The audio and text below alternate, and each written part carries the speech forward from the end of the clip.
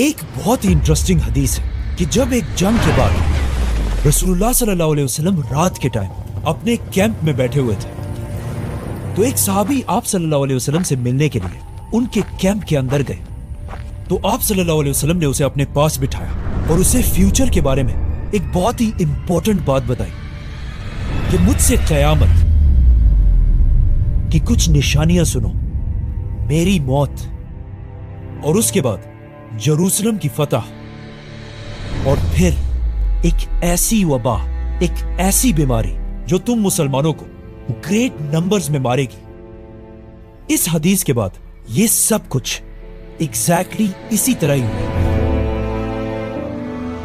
इस हदीस के कुछ ही अरसे बाद आप सल्लल्लाहु अलैहि वसल्लम इस दुनिया से चले गए और उनकी वफात के बाद कुछ ही सालों में मुसलमानों ने उमर बिन खत्ताब की लीडरशिप में ये सारे इलाके फतह कर लिए।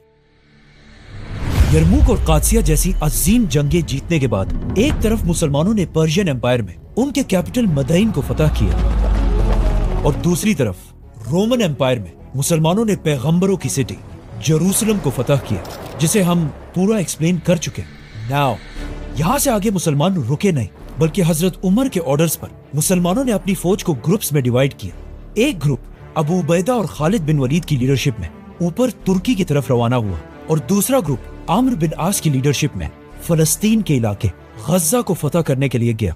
यस, वही गजा जहां पर आज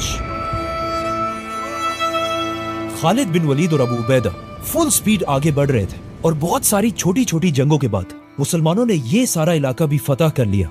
लेकिन इन सारी जंगों में एक जंग को डिस्कस करना बहुत ही इंपॉर्टेंट है, the battle of the iron bridge, क्योंकि ये जंग बिल्कुल यरमुक और कादसिया की तरह एक बहुत बड़ी जंग होने वाली थी। क्योंकि रोमन एम्पायर हजारों की फौज लेकर इस ब्रिज के पास खड़ी थी और दरिया के दूसरी तरफ अबू उबैदा सिर्फ 15,000 की फौज के साथ खड़े थे। और अब एक बार फिर मुसलमानों और रोमन्स के दरमियान एक बहुत बड़ी जंग होने वाली थी। लेकिन एक मिनट, अगर ये इतनी एक बड़ी जंग, तो हमने आज तक इसके बारे में कुछ सुना क्यों नहीं है? क्योंकि ये जंग शुरू होने से पहले ही खत्म हो गई। जैसे ही मुसलमानों की फौज एक दूसरे के सामने आई, अचानक रोमन फौज ने देखा कि उनकी एक साइड से कुछ आवाजें आ रही हैं। जब रोमन फौज ने थोड़ा गौर से देखा तो एक दूसरी फौज फुल स्पीड इनकी तरफ बढ़ रही थी। एंड ऑफ कोर्स ये फौज कौन लीड कर रहा था? खालिद बिन वलीद। आज तक इस बात का पता नहीं चला कि खालिद बिन वलीद ने कब और कैसे इस दरिया को क्रॉस किया था। लेकिन अचानक जंग से पहले ही खालिद बिन वलीद ने वहां पहुंचकर इस रोमन फौज को क्रश कर दिया और रोमन्स एक बार फिर ये जंग छोड़कर भाग गए। और इस तरह ये इतनी बड़ी जंग शुरू होने से पहले ही खत्म हो गई। ये जंग सीरिया में मुसलमानों की आखिरी जंग थी और इस जंग के बाद मुसलमानों ने हमेशा के लिए पूरे शाम को फतह कर लिया। अब मुसलमानों की खिलाफत का कंट्रोल सीरिया, फलस्तीन, जॉर्डन और लेबनान तक फैल चुका था।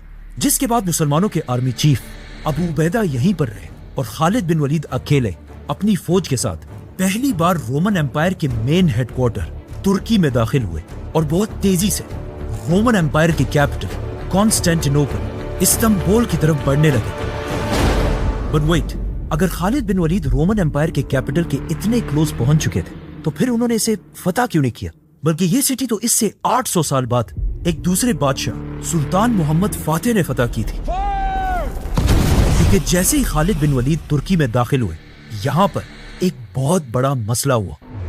हजरत उमर रज़ियल्लाहु अन्हु ने खलीफा बनते ही खालिद बिन वलीद को उनके पोस्ट आर्मी चीफ के ओहदे से हटा दिया था।